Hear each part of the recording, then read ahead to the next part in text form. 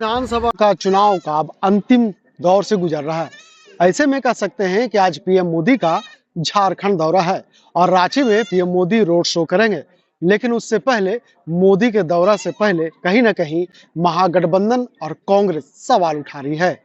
जिस तरह से बीजेपी नेता योगी आदित्यनाथ ने कहा था कि बटोगे तो कटेगे, आज उसी पर सवाल करते हुए लोहरदगा के सांसद सुखदेव भगत ने एक बार फिर से मोदी से सवाल किया है।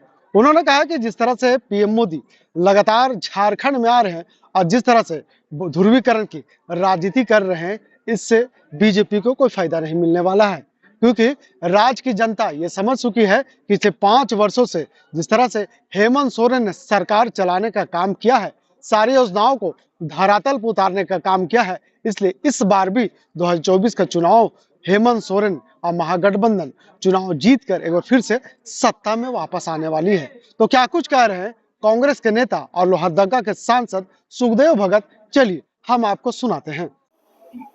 मोदी साहब ने कहा था, ऐसे ही जैसे आज यहाँ पर आए हैं,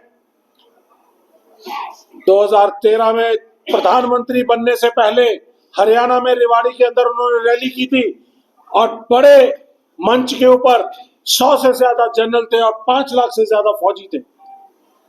वहां पर 5 बार घूम घूम कर कहा था, मैं अपने देश के सैनिकों को नमन करता हूं। क्या नमन करते हैं? कहा था 100 दिन के अंदर 1 रैंक 1 पेंशन देंगे। ये जुमला है, मैं आप लोगों को इसलिए बताना चाहता हूं कि उनके झूठ के ऊपर विश्वास नहीं करना है। 100 दिन पूरे हुए, हम मोदी जी के पास गए, मोदी जी ने समय नहीं दिया।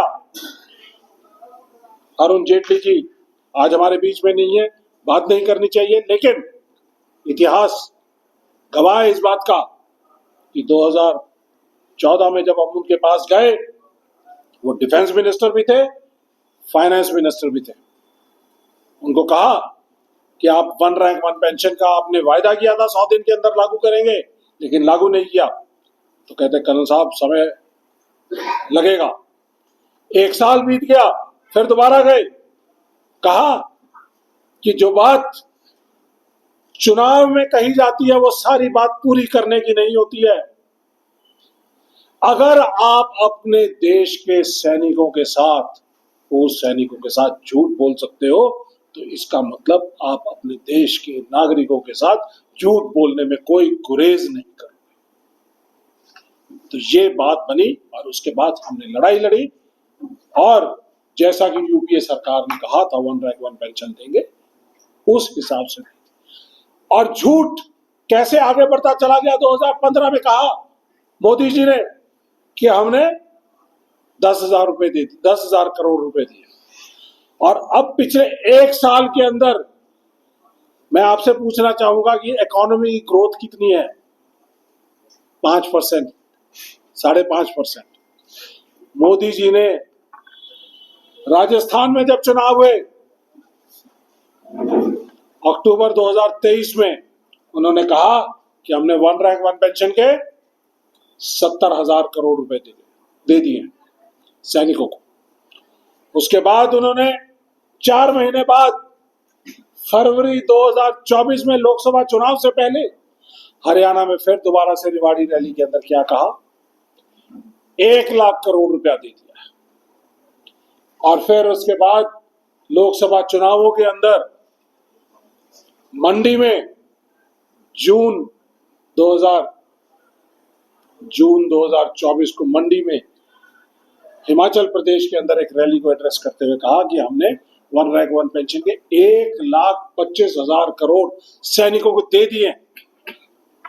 तो मोदी जी से मैं सवाल करना चाहता हूं कि आप अगर अपनी सेना के साथ इस तरह से झूठ बोलते हैं,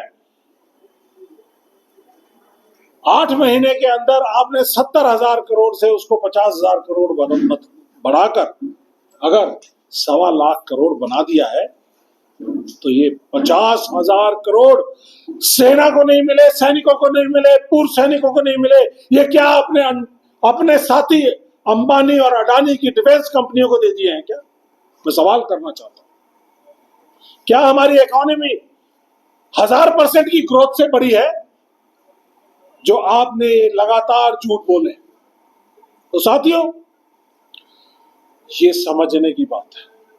जो आदमी, जो प्रधानमंत्री अपने देश की सेनाओं के साथ, सैनिकों के साथ, सरहदों पे खड़े हुए सैनिकों के साथ झूठ बोल सकता है, तो वह आपको कुछ नहीं लगाता है। देश की सेना ने कभी अपने नागरिकों से, अपने देश से कभी खिलवाड़ नहीं किया। -60 डिग्री और +60 डिग्री के अंदर देश की सेवा की, बॉर्डर पे खड़े रहे।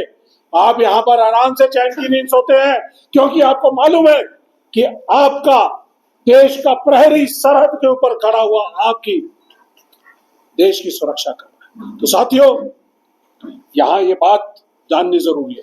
उसके साथ साथ एक और बात आपको बताना चाहूंगा, वो ये कि आप जिस सेना के ऊपर फख्र करते हो, उस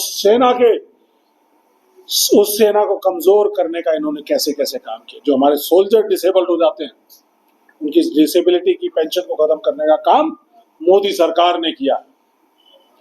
पुलवामा जैसी घटना, इंटेलिजेंस ब्यूरो, रॉ और सुरक्षा एजेंसियों का पूरी तरह से चरमरा जाना, पुलवामा जैसी घटना हुई, 40 हमारे जवान शहीद हुए। ऐसा कभी नहीं हुआ था। ये इसलिए हुआ क्योंकि वहां पर मोदी साहब की, शाह साहब की सेंटर की सरकार थी, लेकिन आज तक उसकी कोई इंक्वायरी नहीं हुई है। तो साथियों, इसके साथ साथ सेना का राजनीतिकरण इन्होंने किया है।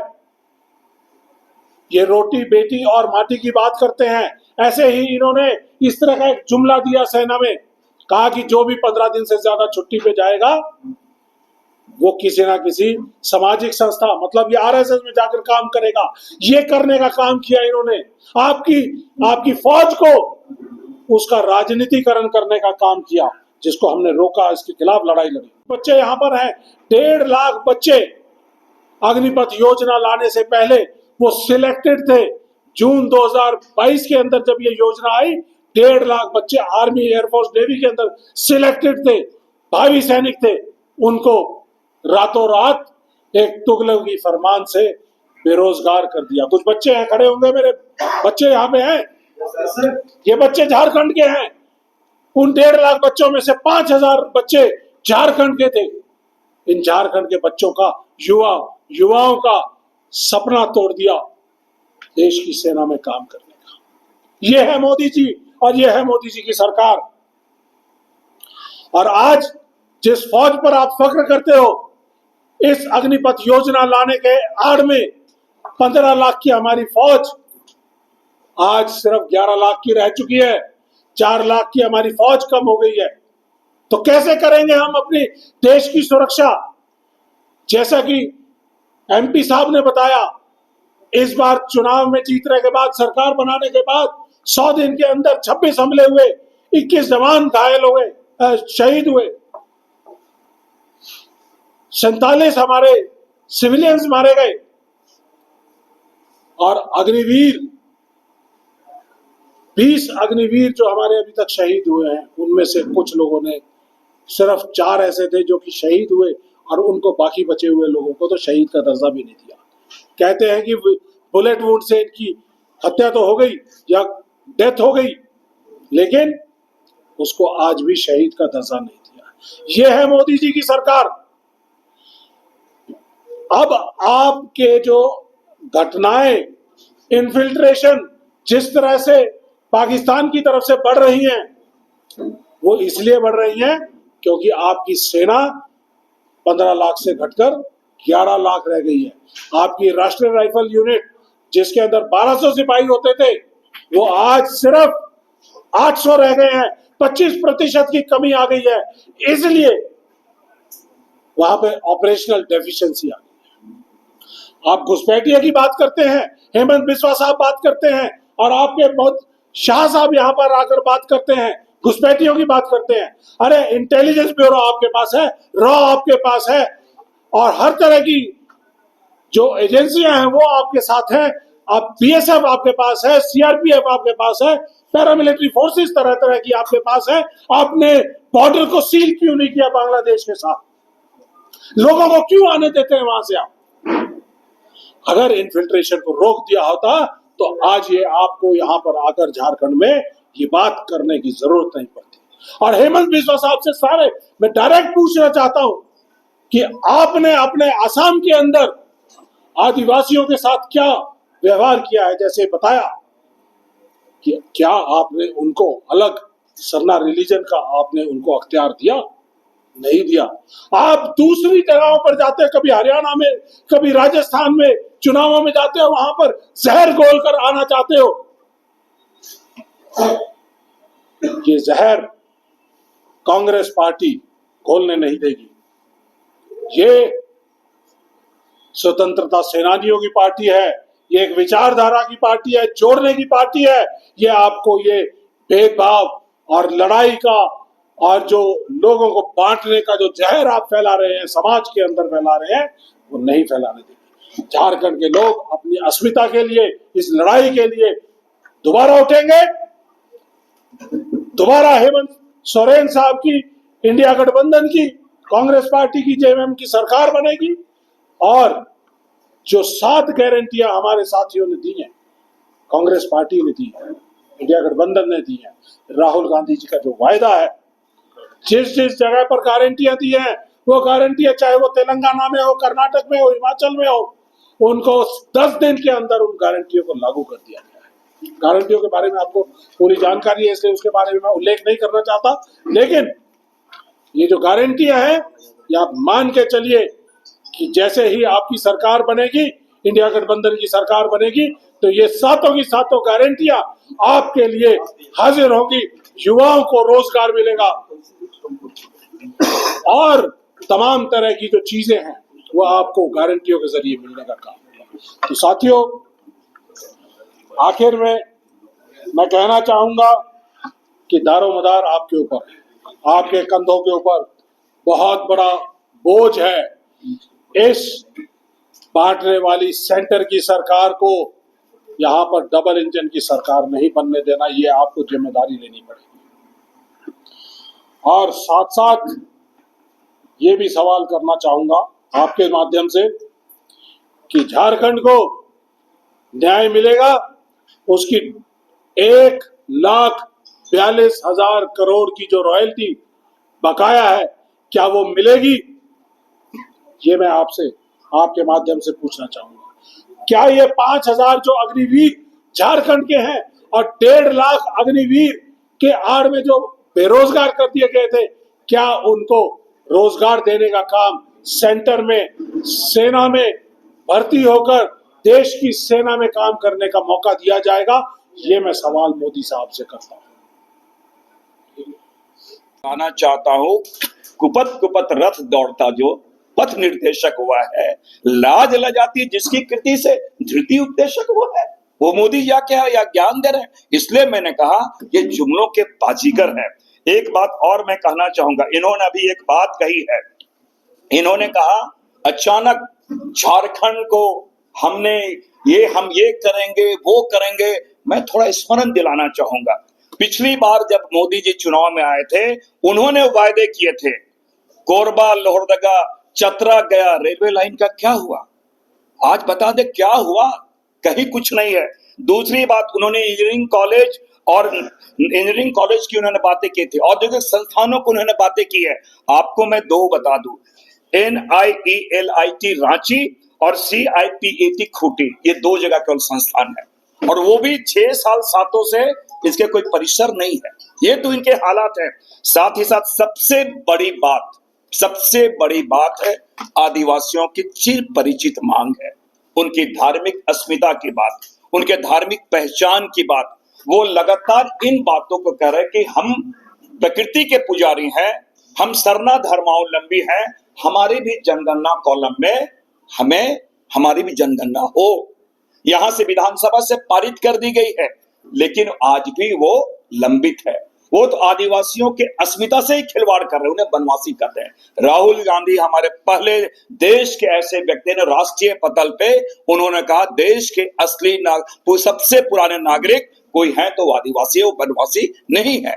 दूसरी बात, उन्होंने अभी कहा राष्ट्रपति जी का उन्होंने अभी गुमला में उन्होंने संबोधन किया कि हम उन्हें सम्मान कर रहे हैं। मैं समझता हूं इससे बड़ी विडंबना नहीं हो सकती है कि संवैधानिक संस्थान के हेड, देश का प्रथम नागरिक, जो एक कस्टोडियन है, कॉन्स्टिट्यूशन के और पार्लियामेंट के जो कस्टोडियन है, उनको जो लोकतंत्र का सर्वोच्च मंदिर है, संसद के उद्घाटन में बुलाया तक नहीं जाता है। और मैं उन्हें स्मरण दिलाना चाहता हूं, उन्हीं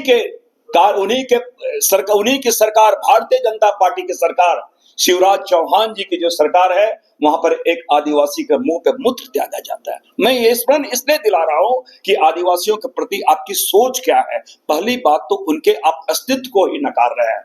और एक बात मैं कहना चाहूंगा, अचानक मैं तो सोचा था मोदी जी इतने चिंतित हैं झारखंड के लिए, वो आएंगे तो 1,42,000 करोड़ रुपया जो यहाँ का बकाया है, केंद्र के पास लंबित है, और तो और माननीय सर्वोच्च न्यायालय भी संज्ञान में लिया है, उन्होंने भी निर्देश दिया है, उसके बारे में मौन धारण किए हुए हैं।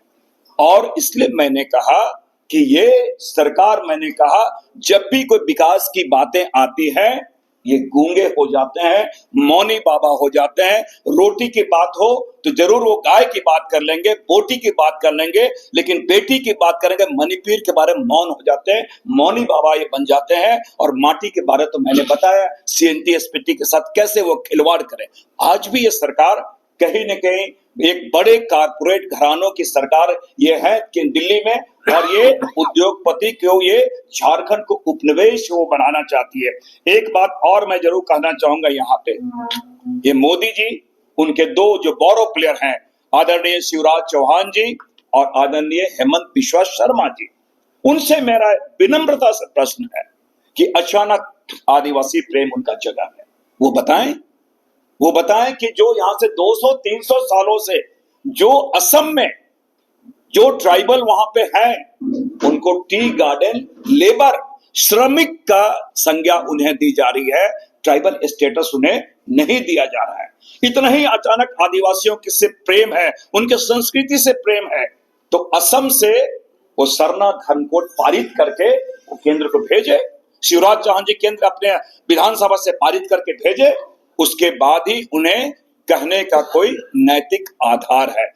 इसलिए हमने कहा जुमलों के बाजीगर माननीय प्रधानमंत्री जी यहाँ पे आए हैं और उनकी विश्वसनीयता खो चुकी है। यहाँ पे ना NRC चलेगा, यहाँ पे चलेगा तो CNT एक्ट चलेगा, यहाँ पे चलेगा तो SPT एक्ट चलेगा, और यहाँ पे हम गंगा जमुना तहजीब में विश्वास करते हैं। हम कटेंगे न बटेंगे, लेकिन भाजपा RSS को यहां से हटाएंगे, इसके साथ यहां पे जाएंगे। और एक बात मैं जरूर कहना चाहूंगा अंत में कि भारत जोड़ो यात्रा के माध्यम से संविधान बचाने की जो राहुल गांधी जी ने कवायद या अभियान उन्होंने छेड़ा है, उसका एक कड़ी है ये विधानसभा चुनाव, और निश्चित रूप से हम उनके साथ खड़े हैं और पूरी जनता यहाँ पे साथ खड़ी है, क्योंकि हम संविधान में विश्वास करते हैं, हम गांधी जी में विश्वास करते हैं, हम बिरसा मुंडा में विश्वास करते हैं, हम अंबेडकर जी में विश्वास करते हैं,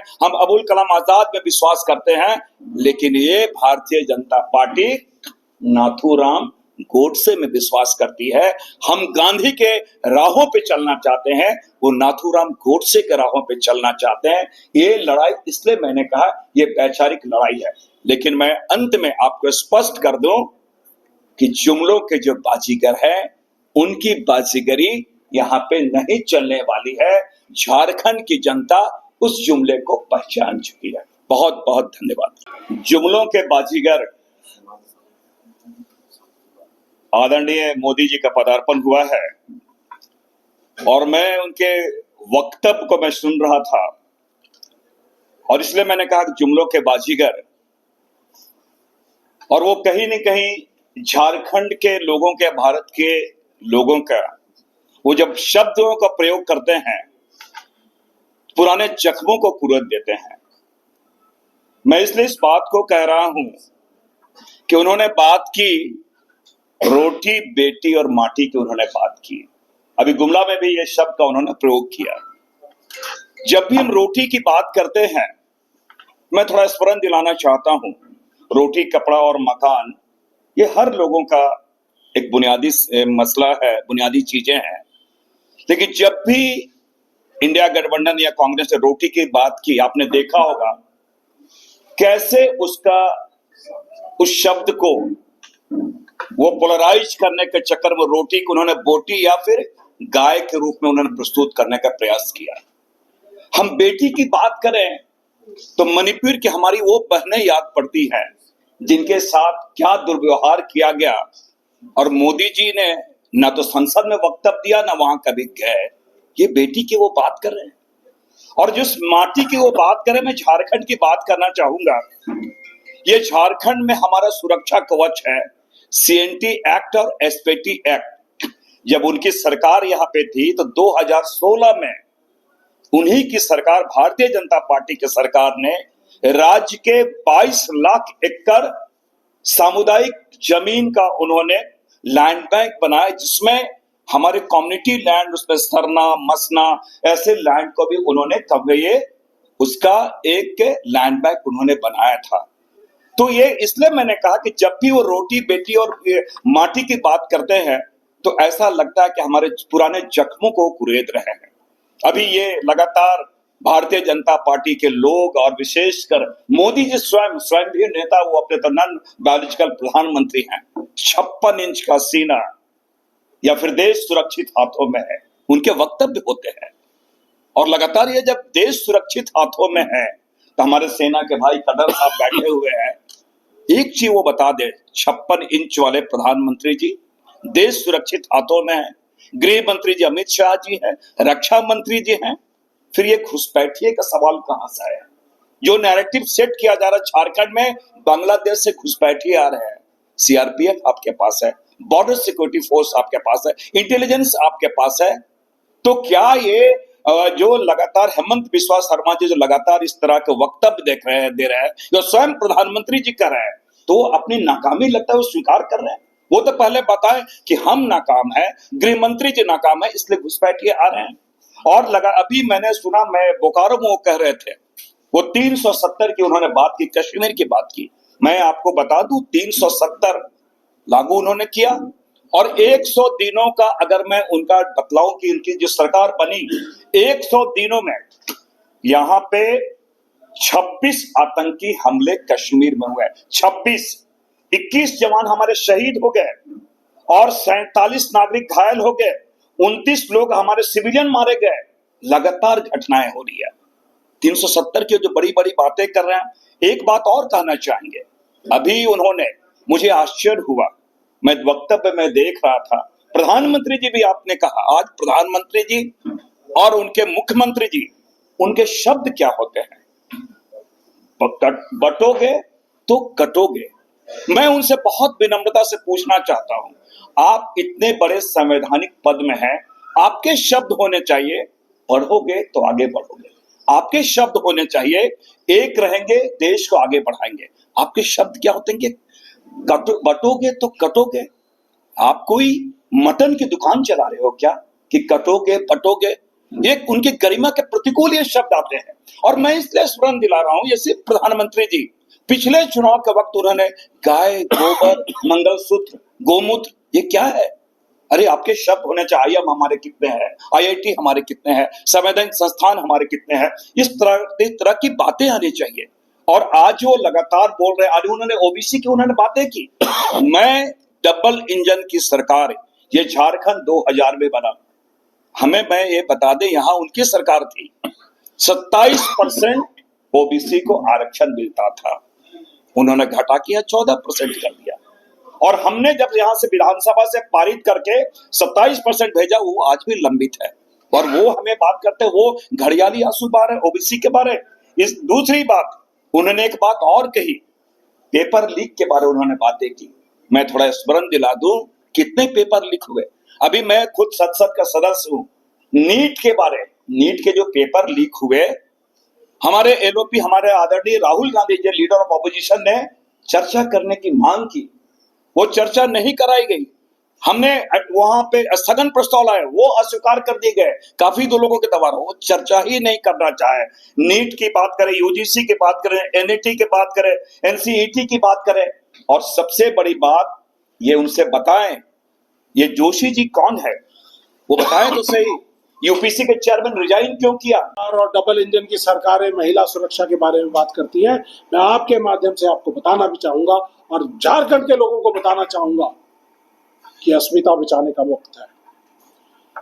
जिन लोगों ने देश की सेना में सुरक्षा में कभी कमी नहीं आने दी, मणिपुर में हमारे देश के सैनिक उनकी बीवियों के साथ, उनकी वाइफ्स के साथ जिस तरह से नग्न अवस्था के अंदर परेड कराया गया, ये मैं सवाल करना चाहूंगा मोदी जी से, आपकी डबल इंजन की सरकार आपने वहां पे क्यों होने दिया?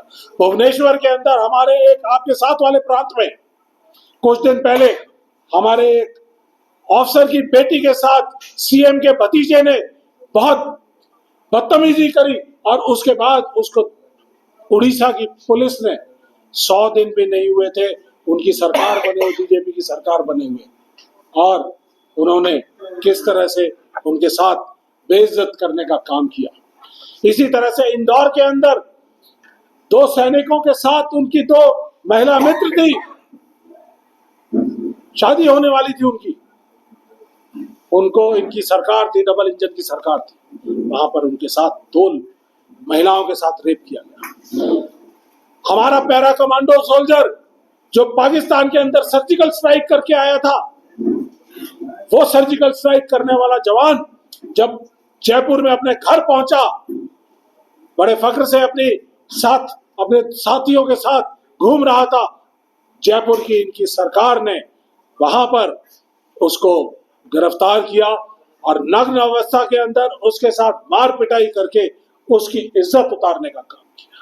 यह है डबल इंजन की सरकारें। मणिपुर की सरकार देख ली, आपको उड़ीसा की सरकार देख ली, जयपुर में राजस्थान की सरकार देख ली, मध्य प्रदेश में इनकी सरकार देख ली, ये इंसिडेंट हमारे साथ हो रहे हैं। तो इसलिए बड़ा जरूरी है साथियों कि आप चेत जाइए, समय है आपके पास, और अपनी वोट से इनको यहां से बेदखल करने का काम करें।